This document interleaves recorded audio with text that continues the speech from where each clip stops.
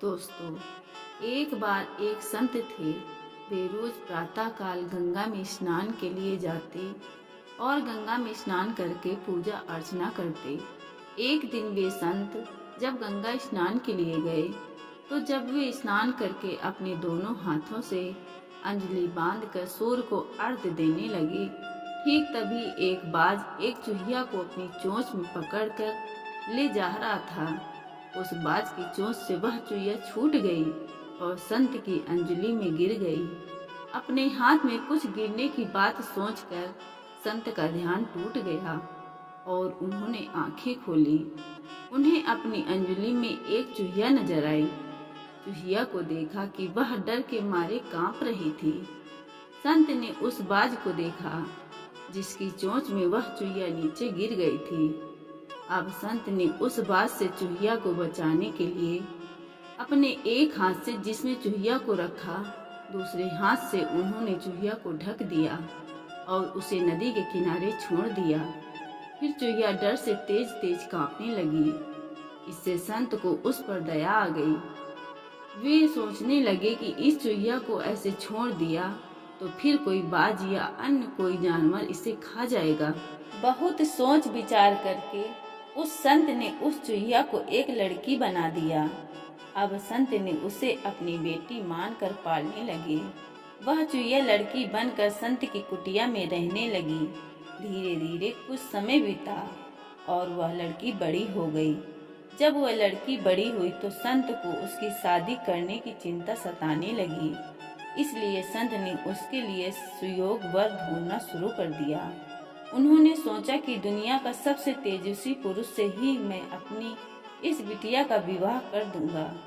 अब संत ने सबसे तेजस्वी पुरुष सूर्यदेव के पास गए और उनसे अपनी बेटी की शादी की बात करी। सूर्यदेव ने शादी करने की हामी भर दी।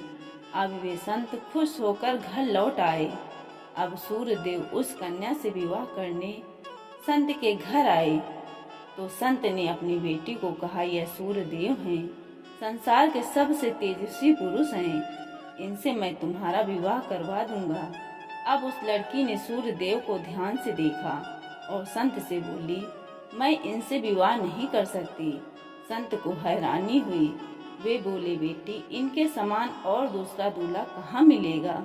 उस लड़की ने कहा, यह बात ठीक है कि सूर्यदेव बहुत तेजस्वी हैं, पर मुझे इनसे डर लगता है क्योंकि इनके इतने तेज को मैं सह न सकूंगी।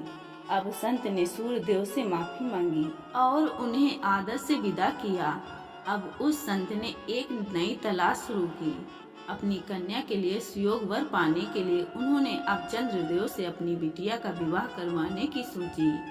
इसलिए वे संत चंद्रदेव के पास गए और उनसे अपनी बिटिया से विवाह करने का प्रस्ताव रखा। चंद्रदेव ने उनका प्रस्ताव स्वीकार कर लिया और वह बोले, ठीक है, मैं तुम्हारी बेटी से विवाह करने के लिए तैयार हूँ।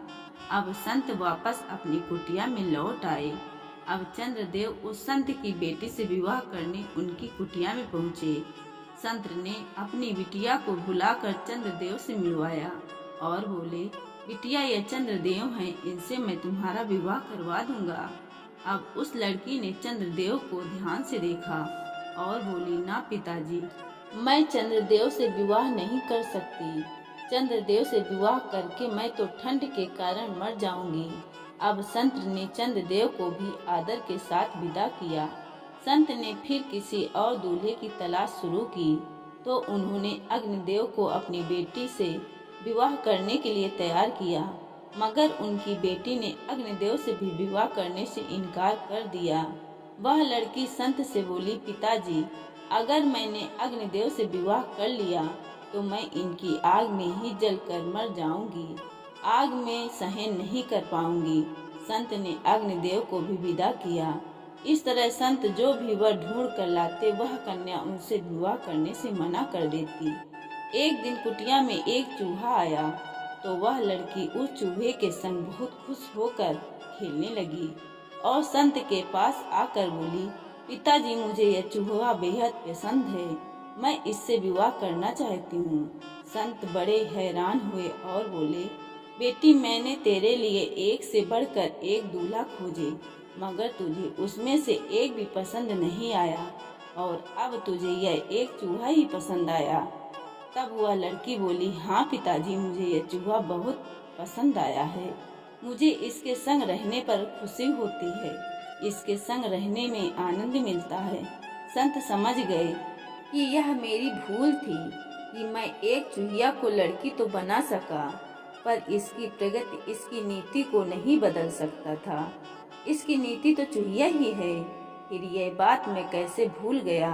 भला एक चूहिया को सूर्य, चंद्र, अग्नि, वायु जैसे महान वर पसंद आते, अपनी प्रगति के चूहे को देखकर कितनी खुश है।